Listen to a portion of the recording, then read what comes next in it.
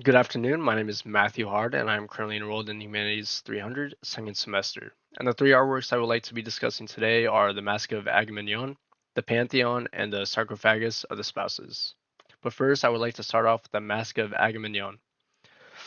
The Mask of Agamemnon is a gold funerary mask depicting a human face with stylized features, including almond-shaped eyes, a detailed mustache, and a full beard. The mask conveys peace and reverence through its closed eyes and serene expression. According to Dorothy H. Abrames, a conservator in the Sherman Fairchild Center for Objects Conservation, the mask is about 7.2 inches long and 5.7 inches wide. The median is gold and is created by the Mycenaean culture, which flourished in Greece during the Late Bronze Age. It was discovered in Shaft Grave, which is part of the grave circle at a Mycenae, Greece, by Heinrich Schliemann in 1876. It was made as a funerary object to cover the face of a deceased king or nobleman, signifying their high status and ensuring their safe passage to the afterlife. And then something that I learned about this art piece was that it used gold highlights to show wealth and social hierarchy, and the craftsmanship reflects their advanced metalworking skills and the importance placed on funerary practices and afterlife. The mask also indicates the Mycenaeans valued memory preservation and leader veneration.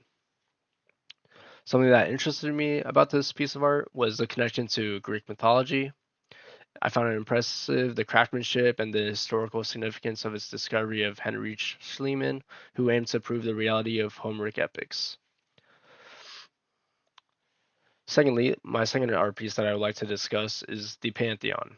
The Pantheon is a grand Roman temple known for its massive dome roof and central oculus. It combines classical architectural elements like portico with Corinthian columns with innovative engineering and creates a vast interior space. The dome's diameter and height are both 140 feet, forming a perfect sphere internally. The median's concrete, marble, and granite, and it was constructed during the reign of Emperor Hadrian by skilled Roman engineers and architects. It's located in Rome, Italy, in the Piazza della Rotonda. It was built as a temple for old Roman gods, which was then later concentrated as a Christian church in the 7th century, aiding its preservation. And something I learned about this art piece was that it reflects Roman engineering powers and the appreciation for monumental architecture and religious inclusivity. The conversation The conversion to a church demonstrates adaptability in serving new religious purposes. And something that interested me about this art was that the architectural innovation, particularly in the engineering of its dome and oculus, and its influence on subsequent architectural designs. And the third art piece I would like to discuss is the sarcophagus of the spouses. According to Dr. Jeffrey A. Becker, a contributing editor for Ancient Rome and Etruscan art, who focuses his research on Italo-Roman architecture and urbanism, the sarcophagus of the spouses is a large terracotta coffin with a sculpted lid portraying a life-size man and woman reclined together in a banquet pose, reflecting warmth and affection. It measures to be approximately 6 feet and 7 inches long, and the median is terracotta. The Etruscan culture, which thrived in central Italy before the Roman Empire, is who made this piece of art. And it was discovered in the Banditacchia necropolis in Cerveteria, Italy. It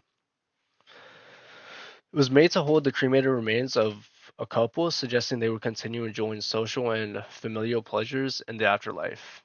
And something that I learned from this art piece was that they valued the afterlife and their personal relationships. The affectionate portrayal indicates high regard for marital bonds, and the craftsmanship reflects a sophisticated artistic tradition and the significance of a funerary art. Gender equality is also suggested by the equal prominence of both figures, which I appreciated. And something I found interesting about this piece of art is that it offers a unique glimpse into the Etruscan social customs and afterlife beliefs. The detailed artistry and cultural differences from Romans provide valuable insights into ancient Italian civilizations. And something that surprised me about all three of these artworks first, Mask of Agamemnon. The Messenian culture created a high quality funeral mask using all gold, which is pretty cool. The calm and respectful appearance of the mask indicates a deep sense of honor for the person who passed away. And as far as the Pantheon, the architectural invention, including the immense dome made of unreinforced concrete, is still the biggest of its kind globally, and it's amazing how the Pantheon has lasted and been in use for almost 2,000 years. And sarcophagus of the spouses, the close representation of a pair in an affectionate, peaceful position, demonstrates the Etruscans' distinct perspective on death and what comes after. The focus on both individuals equally indicates a more forward thinking outlook on gender roles during that period, which I honestly did not expect them to have at the time. And something new that I learned was that the mask of Agamemnon was that the burial masks were really important in Mycenaean culture because they were used to honor wealthy and powerful people.